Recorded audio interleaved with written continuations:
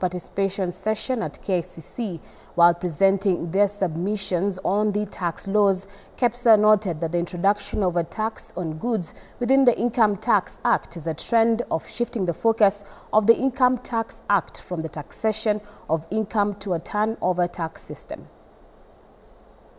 Stand up in large numbers to give their views as the government aims to revise various tax laws, including the Income Tax Act, Value-Added Tax Act, Excise Duty Act, Tax Procedures Act, and the Miscellaneous Fees and Levies Act. This is a dangerous provision. What took center stage today was the amendments to integrate taxpayers' system with the commissioners, which may intrude on taxpayers' privacy. It's an extreme regulatory overreach. An extreme regulatory overreach.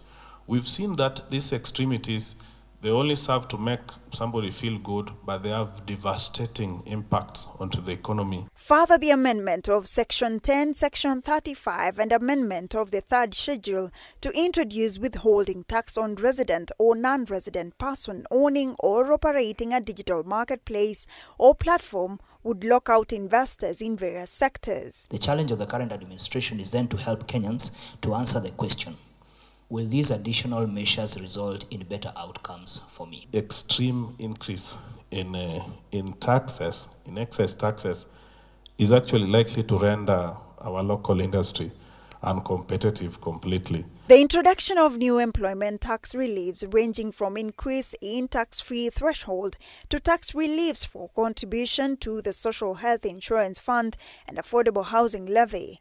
These reliefs, according to a section of Kenyans, will be welcomed given the inflationary impact on taxpayer wages over the years. In the education sector, there is co-payment of school fees. In the healthcare, there is now the deductions to SHIF.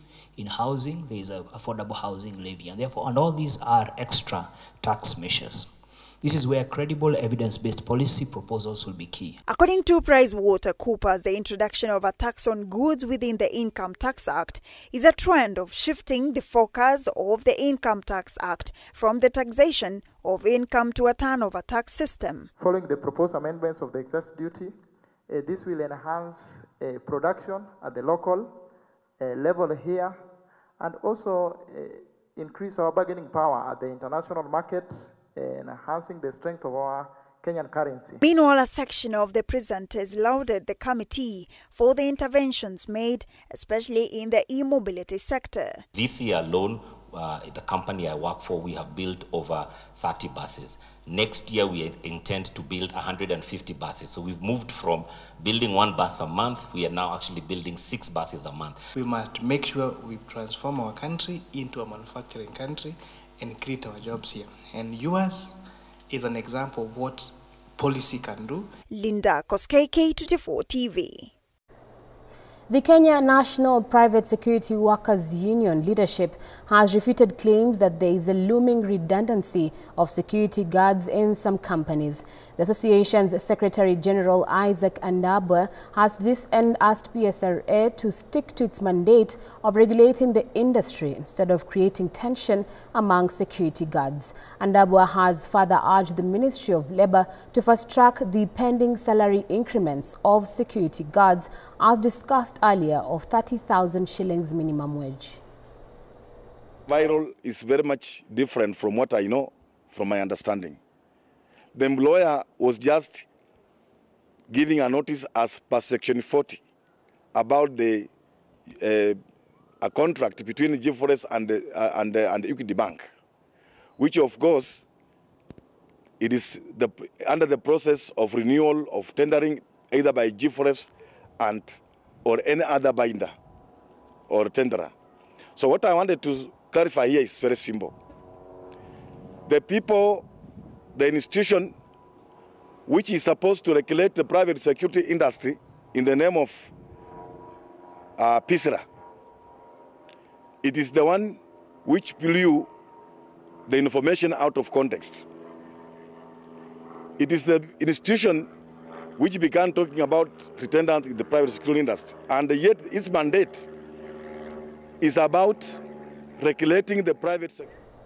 Stakeholders in the IT sector have emphasized the importance of empowering communities and keeping the youth engaged during the holiday season.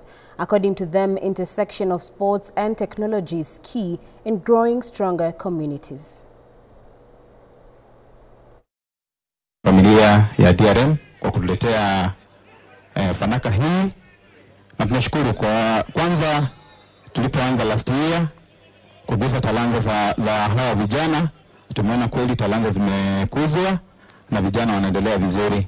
Pia mchuano huu imetuwezesha kuweza kusaidia vijana wasiwe idle, na mnajua ama mnaelewa vizuri kwamba idleness inaleta mambo mengine ambayo si mazuri katika jamii. We've explored opportunities for young people, and we feel like nurturing talent is really key to the future of our young people. We would like to grow these opportunities into professional opportunities in life. We're starting with games, yes, but we would like to explore more opportunities in the digital space, which is really growing big. The Board of Directors of Music Copyright Society of Kenya has refuted claims that current CEO Ezekiel Mutua had been suspended. The board, on behalf of the over 16,000 MCSK members from across the country, says that it is fully behind the CEO, Dr. Ezekiel Mutua, and MCSK management under him.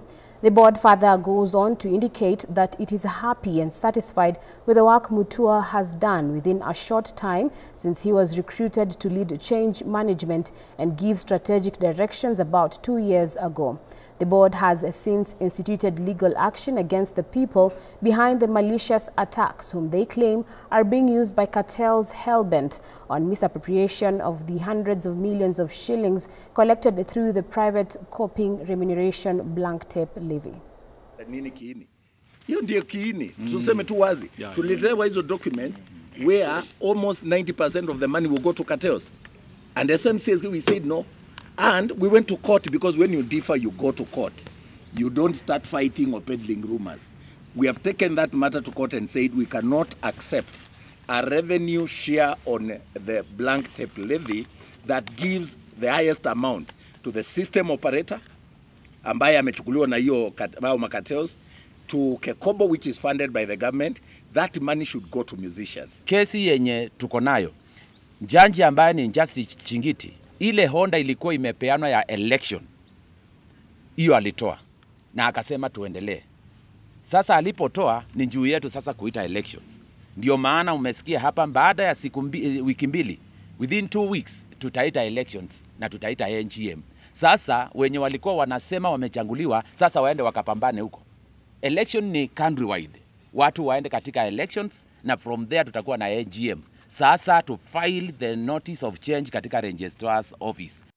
And that's all we had for you on K24 Newscut. Thank you so much for watching. My name is Harriet Chimeno. Our sign language interpreter has been Walter Asewe. Good afternoon. Jungula Sport is up next. Do not miss.